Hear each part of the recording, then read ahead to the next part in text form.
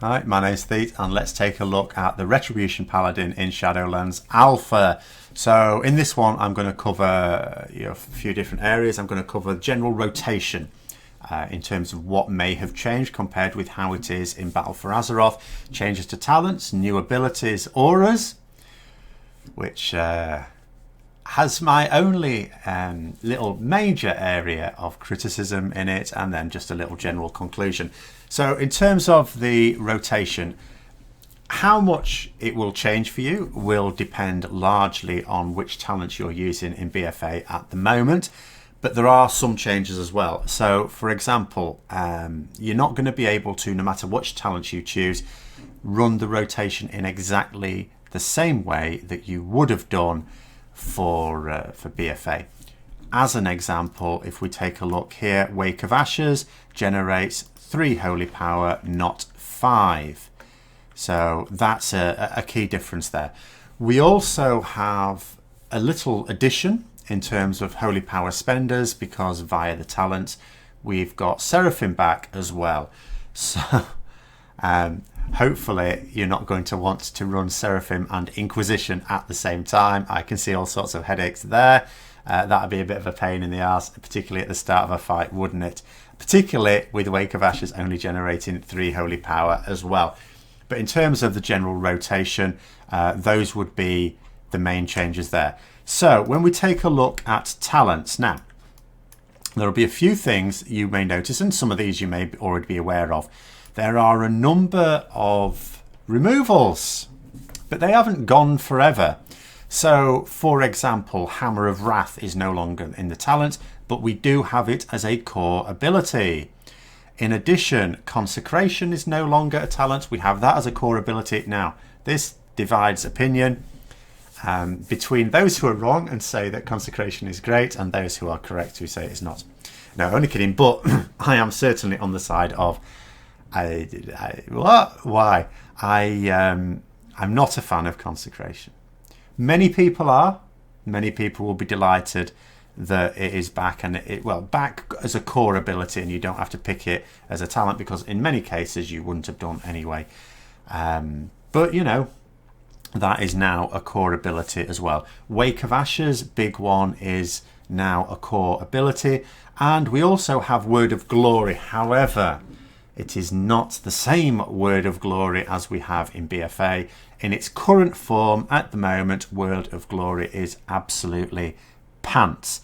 If we take a little look in the general Paladin thing here, all it does is for our 3 holy power is it just heals a friendly target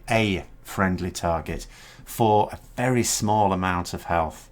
So it's a piss poor amount of health, and it's only for 1 target as well, which is less than ideal. The other thing just to notice on here, this caught me out at first. So now that we've got some abilities that are shared across the whole class, as opposed to being spec specific, so we've got a nice healthy Paladin tab here in the spell book, as well as other ones in the Retribution one, of course.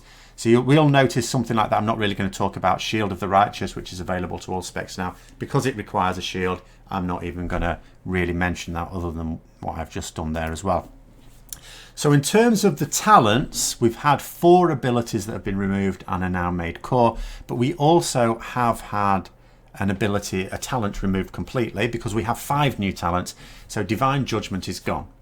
I'm not sure how many people would actually miss it. I wouldn't miss it. I used Wake of Ashes anyway, and Divine Judgment shared that same talent line there, so that's not a huge deal. So in terms of new ones we've got, so on the top row here, these are the same as would have Zeal, Righteous Verdict, Execution Sentence, and they're fine. We know what they are. So you can notice here, so as long as Fire's Justice, Blade of Wrath, we've also got Empyrean Power. So we're familiar with Empyrean Power as an Azerite ability. Obviously, Azerite abilities are going to be weaned off us for Shadowlands, but we retain one of them, a fairly popular one, of course, in the form of a talent, which will be available, which is nice. The crowd control is much the same there. There are a few things that have moved about a little bit, has to be said. But don't worry too much about that. So Divine Purpose, for example, you could have Divine Purpose and Crusade, as I have here, because they're no longer on the same talent line. But in terms of new ones, we've got a row here which has Divine Purpose, but also Holy Avenger. Now, Holy Avenger is back in this form, 3-minute cooldown, and allows your holy power generation to treble for 20 seconds. Now, same issue we've had when we've had Holy Avenger in the past, of course, 3-minute cooldown, which is not going to tie in with the 2-minute cooldown of Crusade every single time, so you won't be able to just, you know, macro them together type of thing there. And also what it means is if you were thinking with Holy Avenger, oh, that's fantastic, so if I do have to try and, if I do want to use Seraphim and Inquisition at the same time for some sort of explosion of holy might, then we'll just use Holy Avenger to give us loads of holy power generation really quickly. Holy Avenger is on the same talent line as Seraphim, so you won't be using both of them. The other issue, of course, is with Holy Avenger, because it trebles your holy power generation. You've got a situation where, of course, you will have some holy power wastage with Blade of Wrath and Wake of Ashes, because, of course, we've still got a limit of storing up 5 holy power. So Blade of Wrath is just going to fill it up completely, and, of course, Wake of Ashes is sort of wasted with it. But the fact that your smaller ones are also going to fill it up is quite handy. You know, you're going to get a lot of burst in there if you need to do a lot of damage quite quickly. And of course, alongside Crusade, which you'd have at the start of a fight, you're going to be able to explode all over the place. But you are going to have, of course, holy power wastage there. That can't really be helped. Seraphim itself is similar to how it's been in the past. In this particular case, you're going to get a boost to your haste, crit, mastery and versatility for 15 seconds, cost 3 holy power. It lasts for 45 seconds. You know, and Selfless Healer on the next one is still there, Justicar's Vengeance, but then we've got a new one in the form of Healing Hands. So in this particular one, if you use Lay on Hands on an ally that is under 30% health, the typical situation you may use it, then the cooldown will be reduced by 50%. Note, of course, that if you were to take Unbreakable Spirit, then its cooldown would already be reduced as well anyway. So, you know, there's some interest there. There's some potential interest there. On to the final row, and we've got Sanctified Wrath, a new one again. Avenging Wrath will last 25% longer, and during Avenging Wrath, each holy power spent causes you to explode with holy light for 98 damage to nearby enemies. So, Crusade, the old favourite there, which is Crusade as it would be, and Inquisition, which I also quite like as well, is the same there. So that's a look at the talents. So we've got 5 new talents. Only one has really been lost, Divine Judgment, because the 4 that have made way have been put into our core abilities. So we've got those available. And it's important to note as well, I say important, so it's not actually important to note, but for me, I like to note this, that Hammer of Wrath, it's not just that it's made core for us, that it's core across all Paladin specs. So all Paladins have access to Hammer of Wrath now as well, which is excellent. Now, should we get on to auras? Now, auras, before we have a look at the specific auras, because there are some other abilities that have been removed. The purpose of auras, of course, is to give us some utility. It's as the name suggests, we're providing a benefit, some holy radiance to our allies to bolster them. That is the point of it. That's what it's for. Is that what the new system does? For Rets, I've got a bit of a quibble. Now, 2 abilities that have gone, before I get onto the other 2 abilities that have gone, are passives. So Heart of the Crusader, which gives us our mount increased speed, and also the Retribution passive. Now, the Retribution passive, and this is important, was very bad from the start. What's the problem with the Retribution passive, Thete, you say? Well, the issue is this. So we get a significant, when it started off in the Legion Alpha, it was huge, but even when it settled down, we get a significant boost to our damage when an ally dies within a certain range. So this is going to happen particularly on progress. And your damage gets a boost as a result of it, but it's unreliable. So once fewer people start dying, it starts falling away. The other problem is from the point of view of tuning. Blizzard initially started saying they won't factor that in when tuning, but they absolutely do, because they also say they take into account logs and things like that. Well, that's part of our performance. So you've got something where you're basically being punished because it's this uncontrollable source of significant damage. So it's gone away is a good thing. Unfortunately, it's come back in a much worse form. So auras. So the aura I've got on here is Crusader Aura. So this does what Heart of the Crusader does. So that's fine. You could put that on. Even in Mythic Dungeon, where you're all sort of mounting off somewhere like that, you could just stick that on and that's benefiting everyone else as well. Fantastic. No problem there. Affects everyone within 40 yards. But mostly this is just going to be useful when you're questing around the world. Great. Devotion Aura, really good. I like this. This is going to provide a 3% damage reduction to all allies within 40 yards. So it's party and raid members. So it's not just going to affect people in your party. So you don't need to dot paladins around everywhere. So that's excellent. Then we've got Retribution Aura. So this sort of does something similar to the Retribution passive. So when any party or raid member within 40 yards dies, you gain Avenging Wrath for 8 seconds. This is terrible, and it's terrible for a few reasons. So first of all, it has the same problem that the Retribution passive has, in that it's an unreliable source of damage for you. Second, it's not an aura. There's no benefit to anyone else. I mean, there's an intangible benefit to the whole raid if you're doing a bit more damage, especially if someone's crouched, but you're not providing any benefit to anyone else. So the only one at the moment, before I go on to the final one for now, and you know, if there's no other paladin in the raid to provide Devotion Aura, you will be providing Devotion Aura, so you won't even get the Retribution Aura. And you know, it's not even.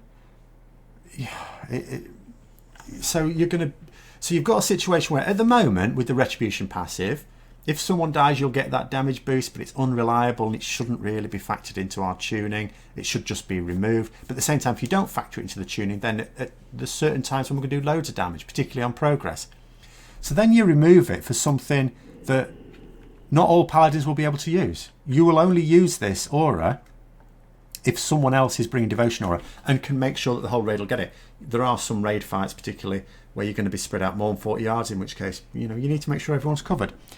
And even if you are going to use the Retribution Aura, again, it's not benefiting anyone else. You're not going to bring a Ret for that purpose. Auras has the benefit of a reason to bring a Ret. And it fails badly on that front. And it's a selfish aura. And that's the problem with Retribution in the first place. It's selfish. So this is my major gripe. If Blizzard are going to change one thing with Ret Paladins at the moment, with the way it is in Shadowlands, this has to be the one.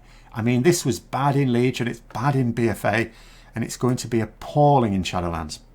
But that's not the end of it with auras. It's not the last one. It's the last one I've got on this character at the moment, because what you'll also get at level 52, so this is a level 51 at the moment, is, don't forget the level squish, Concentration Aura. So much as we'd have been used to with Concentration Aura of old, interrupt and silence effects on party and raid members within 40 yards are reduced by 30% in duration. So, you know, and again, that will be you're not going to put that on the whole raid or party in a Mythic Plus dungeon at all times. That's just one of those things. If it's going to be a feature, you'll want to make sure that that's on people there as well.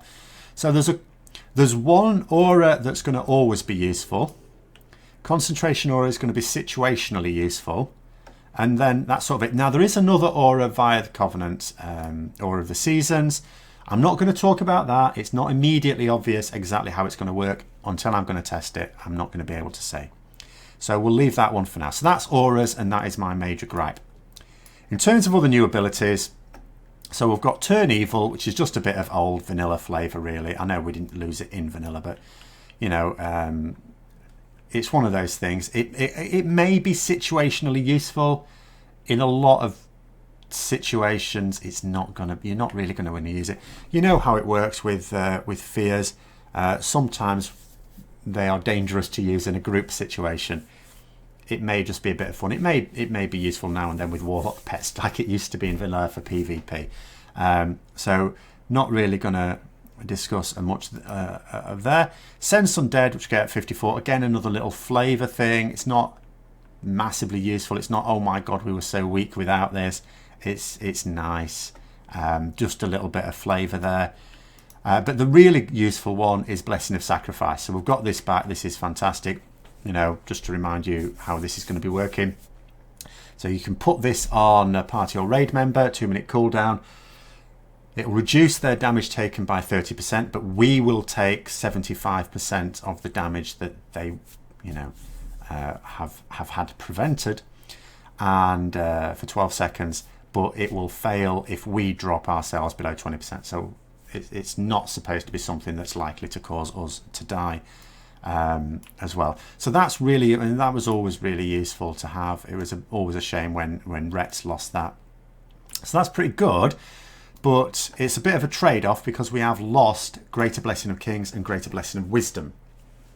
Now, they weren't brilliant, and I would say if you're going to have to make that trade-off, okay. Greater Blessing of Kings in particular was a bit crap.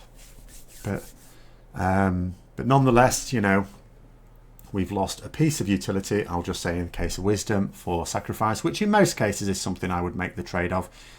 But, you know, again, do you count the Devotion Aura as another one? It's definitely useful. You definitely want to provide it. And if you were the only Paladin in the raid or the Mythic Plus Dungeon party, of course, you're going to provide that. And but equally, if you've got a Holy Paladin or a Protection Paladin, then in most cases, you only need one Paladin to provide that.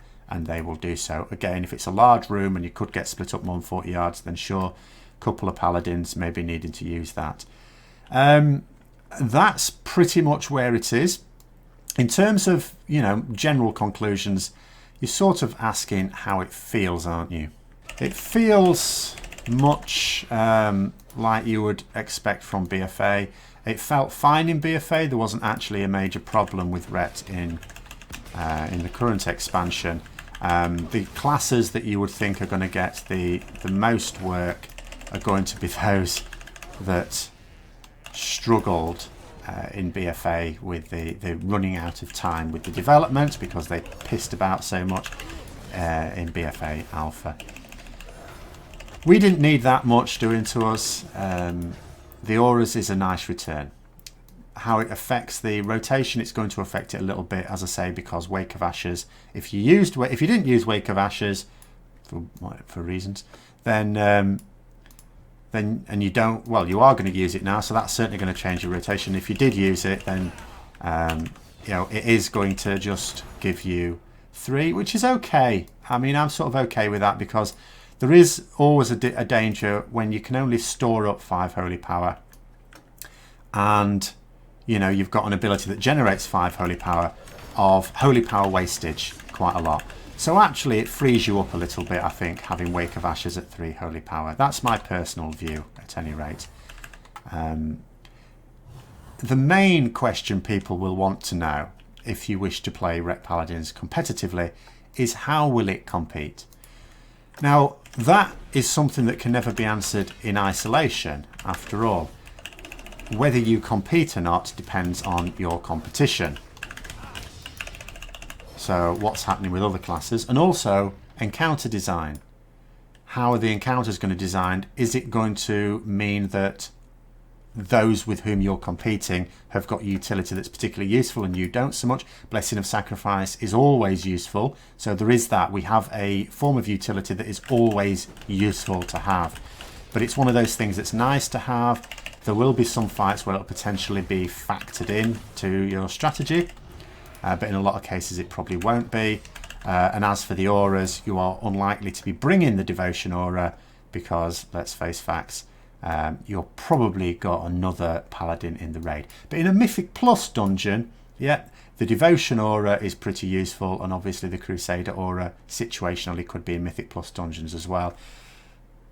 But that's my assessment so far. A little look round. Let me know your thoughts in the comments below. And if you've got any specific questions, then as testing goes on, hopefully I'll be able to answer those as well. So thanks very much for watching. Until next time, I'll see you later.